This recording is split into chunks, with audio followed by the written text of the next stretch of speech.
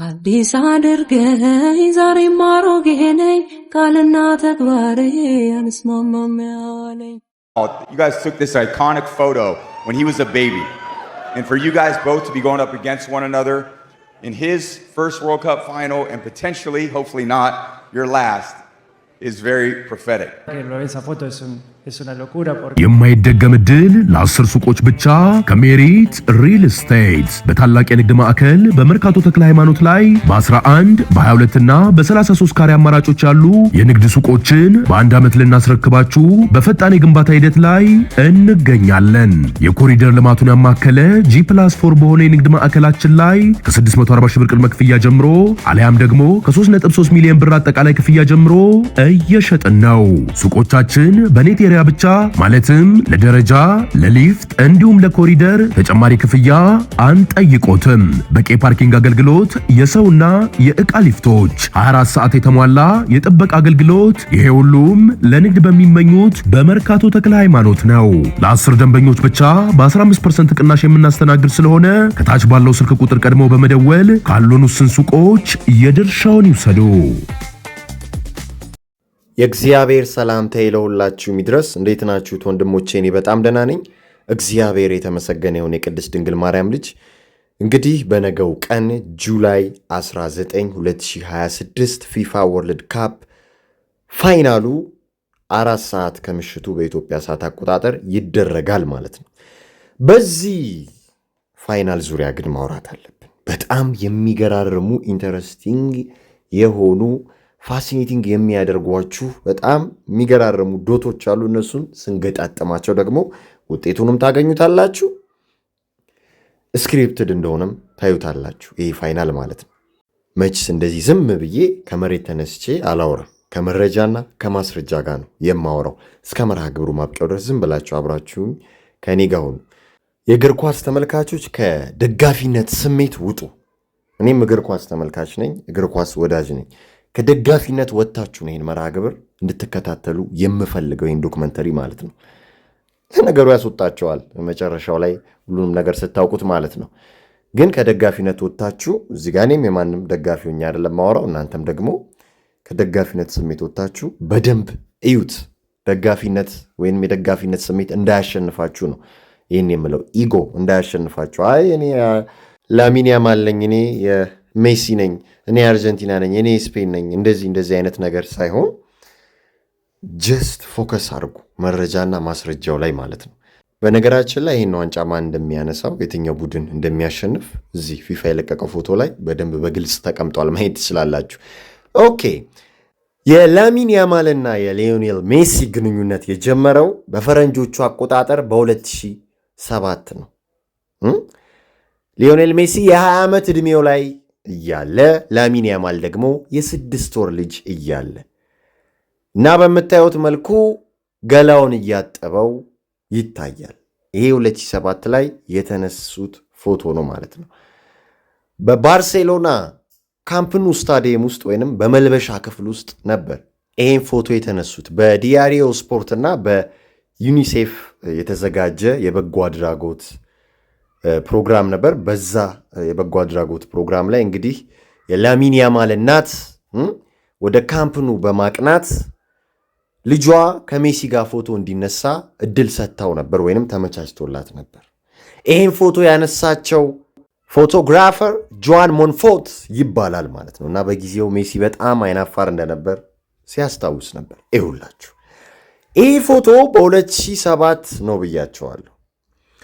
ከዛ ዓመት ቀደም ብሎ 2006 ፊፋ ወርልድ ካፕ ነበር። ሜሲ በዛ ወርልድ ካፕ ላይ 19 ቁጥር ማሊያ ለብሶ የመጀመሪያውን የዓለም ዋንጫ ተጫውቶ ነበር። ልክ በ2007 ደግሞ ቤስ ያደረገው ላሚን ያማል እኔ ባፕታይዝ ነው የምለው ሲያጠምቀው ሪቹዋል ስለሆነ ማለት ነው 19 ቁጥር ማሊያ ይለብስ ነበር በባርሴሎና ማለት ነው ሊዮኔል ሜሲ። ይውላችሁ ለምን ሪቹዋል አልኳችሁ መሰላችሁ? ይሄን የማጥመቅ ስነ ስርዓት ማጥመቅ የሚለውን ቃል የተጠቀምኩት መቼስ ዲያብሎስ ፍክሩ ከፈጣሪ ጋር ነው፣ መኮረጅ ነው አይደለ? እና በፍሪሜሰኖች የፍሪሜሰን ፖስት ካርድ ነው ይሄ የምታዩት ማለት ነውና ጎቱ ይታያቸዋል አይደል? አዲስ የሚመጣውን አባል አጥምቆ ነው ወደ አባልነት የሚያስገባው። አኮርዲንግ ቱ እንደነሱ አስተምሮ እንደነሱ ሪቹዋል ማለት ነው። በተመሳሳይ ሁኔታ ሜሲም ላሚን ያማልን አጥምቆ አሁን ላለበት ሁኔታ አብቅቶታል፣ ወይንም የሱ ተተኪ አድርጎታል። ጎቱን ያጠመቀው አይደለ? ማንን? ላሚን ያማልን ማለት ነው። በተመሳሳይ በፍሪሜሰኖችም ፖስት ካርድ ላይ ጎቱ ነው አዲስ አባሉን የሚያጠምቀው ማለት ነው። ዩሲ አሁን ወደ ዲኮዲንጉ እንገባለን። ቁጥሮችን ወደ ማየት፣ ወደ መበታተን፣ ወደ መፈታታት። እንግዲህ ሜሲ 2006 የዓለም ዋንጫው ላይ 19 ቁጥር ለብሶ ነበር የሚጫወተው የመጀመሪያው የዓለም ዋንጫ ላይ ማለት ነው። ላሚን ያማልም የመጀመሪያው የዓለም ዋንጫ ላይ 19 ቁጥር ለብሶ ነው የሚጫወተው። ከዛ በባርሴሎና ህይወቱ ሊዮኔል ሜሲ 19 ቁጥር ለበሰ። ከዛ በኋላ 10 ቁጥርን ለብሷል። ላሚን ያማልም 19 ቁጥር ለብሶ 10 ቁጥርን ለብሷል። ይሄ እንግዲህ የማሊያ ቁጥራቸው መመሳሰል ነው። ወደ ሌላኛው ኢንተረስቲንግ ወደ ሆነው ዲኮዲንግ ስንገባ ደግሞ ተመልከቱ፣ በደንብ ከኔ ጋር ሆኑ። ሜሲ ላሚን ያማልን ሲያጠምቀው 19 ቁጥር ለብሶ ነበር ለባርሴሎና የሚጫወተው። ከዛ ማጥመቅ በኋላ ደግሞ ከ2007ቱ ማጥመቅ በኋላ አሁን ላሚን ያማል 19 ዓመቱ ላይ ነው የሚገኘው። በ19 ዓመቱ ጁላይ 19 የዓለም ዋንጫ ፋይናል ይጫወታል። 19 ቁጥር ማሊያ ለብሶ ማለት ነው። ኢንተረስቲንግ ነው፣ ተመልከቱ። አኮርዲንግ ቱ ታሮት ካርድ ከሆነ ደግሞ 19 ቁጥር ሪፕሬዘንት የሚያደርገው በዊች ክራፍቱ ዓለም ነው የምነግራችሁ። 19 ቁጥር አልቲሜት ሰክሰስን ኤንድ ፊቸሪንግ ኤ ቻይልድ ራይዲንግ ኤ ዋይት ሆርስ ነው ሪፕሬዘንት የሚያደርገው ማለት ነው። ደሳን ይሉታል። እንዲሁም የአርጀንቲና ባንዲራ ላይ ምን አለ? ሳን፣ ፀሐይ አለች። ዩሲ ጨዋታው መች ነው? ሰንደይ። እንዲሁም በቻይኒዝ ዞዳይክ ደይር ኦፍ ደ ሆርስ ይባላል። የ26 የያዝ ነው የፈረንጆቹ ዓመት ማለት ነው። ከ19 ዓመት በፊት ሊዮኔል ሜሲ ላሚን ያማልን አጠመቀው 19 ቁጥር ማሊያ ለብሶ በሚጫወትበት ታይም። ከዛ ከ19 ዓመት በኋላ ደግሞ ላሚን ያማል 19 ዓመቱ ላይ ደረሰ። በ19ኛው ቀን ደግሞ የዓለም ዋንጫ ፋይናል ይጫወታል 19 ቁጥር ማሊያን ለብሶ ማለት ነው። እና ይሄ አጋጣሚ ነው? ይሄ ኮኢንሲደንስ ነው? ገና እኮ አልጀመርነውም። አይዟችሁ፣ ለፍርዱ አትቸኩሉ። ይኸውላችሁ ሊዮኔል ሜሲ የተወለደው በጁን 24 1987 ነው። ላሚን ያማል ደግሞ በጁላይ 13 2007 ነው። በርዝዴይ ጋፑን ስናየው 19 ቀን ኤግዛክት ይመጣል ማለት ነው በትክክል። ይኸውላችሁ ልጨምርላችሁ ሌላም ደግሞ ማለት ነው። የሊዮኔል ሜሲ ልደት ጁን 24 1987 አይደል? የላሚን ያማል ደግሞ ጁላይ 13 2007። በእነዚህ ዓመቶች መካከል ያለውን የዓመት የሳምንትና የቀን ልዩነት ስናየው ደግሞ 20 ዓመት 2 ሳምንት 6 ቀን ይመጣል ማለት ነው። 2026 ማለት ነው። 2026 ላይ ነው አይደለ የዓለም ዋንጫው ፍጻሜውም እንደዛው። ሌላ በጣም የሚያስደነግጥ ነገር ደግሞ ላሳያቸው። አርጀንቲና እስካሁን 7 ጨዋታ አድርጋለች አይደል? አሁን ከስፔን ጋር 8ኛው መሆኑ ነው። አርጀንቲና ከአልጄሪያ 3-0፣ አርጀንቲና ከኦስትሪያ 2-0፣ አርጀንቲና ከጆርዳን 3-1፣ አርጀንቲና ከኬፕ ቨርዴ 3-2፣ አርጀንቲና ከኢጅፕት 3-2፣ አርጀንቲና ከስዊዘርላንድ 3-1፣ አርጀንቲና ከኢንግላንድ 2-1። እነዚህን ውጤቶች ወይንም እነዚህን ጎሎች ደምሯቸው። ያገባችሁ ጎል ሲደመር 19 ጎል ይመጣል። የገባባት ጎል ሲደመር ደግሞ 7 ጎል ይመጣል።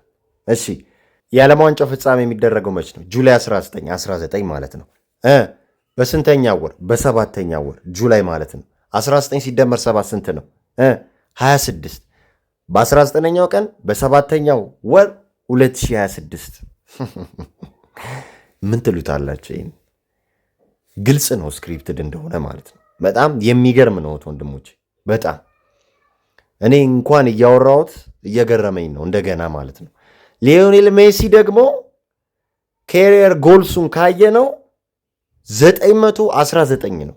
919ኛው ጎል ላይ ሆኖ ነው ከስፔን ጋር የሚገናኘው።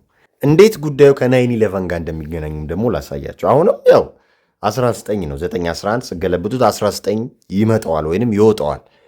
እንግዲህ የኒውዮርክን አደጋ ታስታውሱታላችሁ። ኦን ሴፕቴምበር 11 2001 ማለት ነው። 9/11 ይባላል። ኒውዮርክ እንዲሁም በ9/11 ትታወቃለች አይደለ? ፍጻሜው የዓለም ዋንጫው ፍጻሜ የሚደረገው በስፔንና በአርጀንቲና መካከል ኒውዮርክ ነው እንደምታውቁት ማለት ነው። 9/11 አሁንም 19 ቁጥር ትመጣለች ስገለብጡት ማለት ነው። ዶናልድ ትራምፕ 45ኛውና 47ኛ የአሜሪካ ፕሬዚዳንት ነው እንደምታዩት ማለት ነው። 45 4 ሲደመር 5 9 47 4 ሲደመር 7 11 ስለዚህ 9 11 9/11 መጣ ማለት ነው።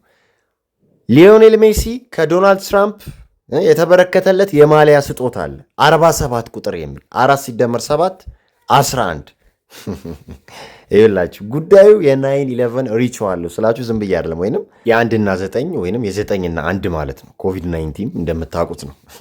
እቺን 19 ቁጥር የጨለማው ዓለም በደንብ ይጠቀማታል ማለት ነው። ሌላው የስማቸው መመሳሰል ወይንም ከሊዮኔል አንድሬስ ሜሲ ስም ውስጥ ላሚን የሚለውን ማውጣት እንችላለን ማለት ነው። ተመልከቱ ኤልኤኤም አለ የመጀመሪያው የስሙ መደዳ ላይ፣ ከዛ በኋላ ሁለተኛው መደዳ ላይ ደግሞ አይኤንኢ አለ። ላሚን የሚለው ከሊዮኔል አንድሬስ ሜሲ የወጣ ነው ማለት ነው። በጣም የሚገርም ነው። ኮኢንሲደንስ ነው እስካሁን ያለው ነገር አጋጣሚ ነው ልትሉት ነው። ለዚህ ነው ከኳስ ድገፋ ስሜታዊነት ውጡ። ከዛ ኤጎ ካልወጣችሁ ሁሉም ነገር ለእናንተ እንደዛ ነው። ገና መቼ አያችሁ? ታዩታላችሁ በደንብ። ሌላኛው ፋሲኔቲንግ የሚያደርገው የሚያስደንቀው የሚያስገርመው መረጃና ማስረጃ ደግሞ ይሄ መጽሐፍ ነው። ፐብሊሽድ የተደረገው ይኸውላችሁ ፐብሊኬሽን ዴቱን ይዩት፣ በጁን 2 2026 በፈረንጆቹ አቆጣጠር ነው። የህፃናት መጽሐፍ ነው። ደ ወርልድስ ጌም የሚል ማለት ነው ስለ ዓለም ዋንጫው እና እዚህ መጽሐፍ ላይ ማን እንደሚያሸንፍ ማን ከማለፍ ፍጻሜ እንደሚገናኝ አስቀምጠውታል።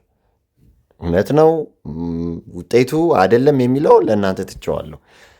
መጀመሪያ ፎቶ ላይ አሳይቻቸዋለሁ ማን ሊያሸንፍ እንደሚችል፣ መጨረሻ ፎቶ ላይ ማሳያቸዋለሁ። እና መጽሐፉ ላይ እንደምታዩት አርጀንቲና እና ስፔን ለፍጻሜው ጨዋታ እንደሚገናኙ ላሚን ያማልና ኩኩሬላም ይታያሉ ማለት ነው። ሊዮኔል ሜሲም ይታያል ማለት ነው። እና 0-0 እንደሚሆኑ እስከተወሰነ ደቂቃ ድረስ፣ ከዛ በኋላ ደግሞ 1-1 እንደሚሆኑ እስከ 80ኛው ደቂቃ ድረስ ይታያል ማለት ነው። ከዛ በኋላ ጎል ይታያል።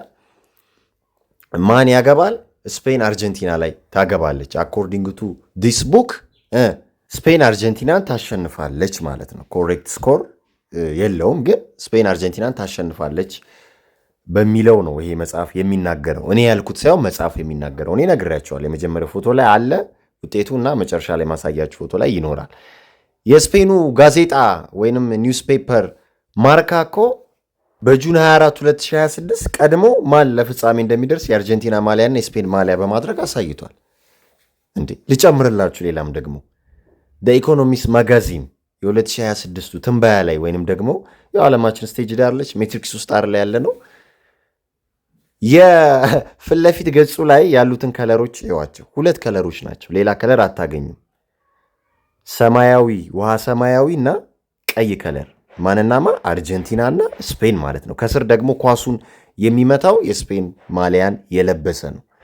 ማንን ነው የሚመታው ምናምን እዚህ ፎቶ ላይም ውጤቱ አለ ማለት ነው። መች ኢኮኖሚስት ማጋዚን በየጊዜው በዴይ 70 ይዤላችሁ እመጣለሁ የወደፊቱ ስለሚናገር ማለት ነው። ራሱ ላሚን ያማል ራሱ የዓለም ዋንጫው ከመጀመሩ በፊት እኮ ይህን ፎቶ ለቆ ነበር በሶሻል ሚዲያው ላይ ማለት ነው። ማን ከማ ለዓለም ዋንጫ ፍጻሜ እንደሚደርስ ይታያቸዋል። 2 ጀርዚ 2 ማሊያ ይታያል። የአርጀንቲና ማሊያ እና የስፔን ማሊያ ይታያል ማለት ነው። የ433 እንግዲህ ታዋቂ ነው፣ እሱ ነው ፖስት ያደረገው እንደምታዩት ማለት ነው። ስለዚህ ሁለቱም 19 ቁጥርን ለብሰው ነው ለመጀመሪያ የዓለም ዋንጫቸው የተጫወቱት ማለት ነው። ኢቨን የአይሾ ስፒድ ወርልድ ካፕ ሚውዚክ ቪዲዮ ክሊፕ ላይ ራሱ ነገሮች ግልጽ ነበሩ። ለካስ አይኖቻችን ማየት ስላልቻሉ ነው እንጂ የስፔንና የአርጀንቲና ማሊያ በትልቁ ሲውለበለብ ይታያል እንደምታዩት ማለት ነው። እና በጣም የሚገርም እኮ ነው። አያችሁ አይደለ? the devil is in the details የሚባለው that's why።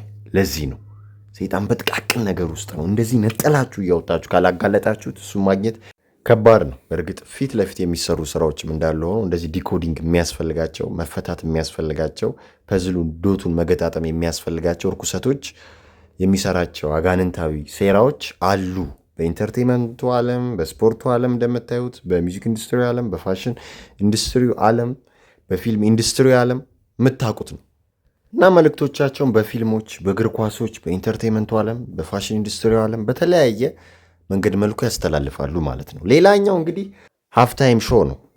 ልክ እንደ ሱፐር ቦል ያው አሜሪካ ውስጥ እንደ መዘጋጀቱ ፍጻሜው እዛ እንደመሆኑ ሃፍታይም ሾው ያደርጋሉ ማለት ነው እና በዛ ሃፍታይም ሾው ላይ ፐርፎርማንስ ከሚያደርጉት መካከል ዋነኛው ጀስቲን ቢበር ነው። በእርግጥ አሉ እነ ቢቲኤስ አሉ፣ እነ ማዶና አሉ፣ እነ ሻኪራ እና ብሩና ቦይ ወይም በርን ቦይ አሉ። ግን የጀስቲን ቢበር ፎቶ በጣም ወሳኝና ውጤቱን የሚናገር ሆኖ አግኝቸዋለሁ። ሌላኛው ውጤቱን የሚናገር ፎቶ ያልኳቸው ይህ ፎቶ ነው እና ይታያቸዋል። እሱ ራቁቱን ነው። ከዛ ልጅ ወደ ላይ አቅፏል፣ ዘግዝቆታል ልጁን። እንግዲህ ውጤቱ እዚህ ላይ ያለ መገመት ትችላላችሁ። አስታውሱ፣ ፍንጭ ልስጣችሁ። የላሚን ያማልና የሜሲ የ2007 ፎቶ ሜሲ ላሚን ያማልን ሲያጠምቀው ወይንም ባዝ ሲያስደረገው ማለት ነው እና ግልጽ ነው ማለት ነው። ስለዚህ አሁን ትራምፕ 45ኛውና 47ኛ የአሜሪካ ፕሬዚዳንት እንግዲህ ይታደማል ተብሎ ይጠበቃል። ደግሞ እዚህኛው የዓለም ዋንጫ ላይ ለየት የሚያደርገው ነገር አሸናፊው ቲም ይሄ የምታዩትን የእጅ ቀለበት ያገኛል ማለት ነው። 30 ለሚሆኑ የአሸናፊው ቲም አባላቶች ይሰጣል ማለት ነው ይሄ ቀለበት እና የዘንድሮ የዓለም ዋንጫ በጣም የሚገርም ነው። ግሩፕ ስቴጅ ቢሆንም በሜክሲኮ፣ በኬናዳ፣ በዩናይትድ ስቴትስ ኦፍ አሜሪካ የተዘጋጀ ቢሆንም ግን ብዙ ሪቹዋሊስቲክ የሆኑ ነገሮች፣ ብዙ ሲምቦሊዝሞች የታዩበት ነበር። እኔም ወደ 4 የሚጠጋ ዶክመንተሪ ከዚህ ጋር ሰርቻለሁ በዓለም ዋንጫው ዙሪያ ማለት ነው። በ5ኛው እንደምመጣ ምንም ጥርጥር የለኝም። የሀፍታይሙ ሾው አለ። እንደገና ከውጤቱ በኋላም እመጣለሁ። ምን አይነት ነገሮች እንደታዩ እንደተፈጠሩ ኳሱ ላይም ሀፍታይም ሾው ላይም እንነጋገራለን። እንደተለመደው በመረጃና በማስረጃ ፈጣሪ ሁላችንም ከዲያብሎስና ከዲያብሎስ ስራ አስፈጻሚዎች ጠብቀን ይሰውረን ለማለት እፈልጋለሁ። ሰላም ለእናንተ ይሁን። አበቃን።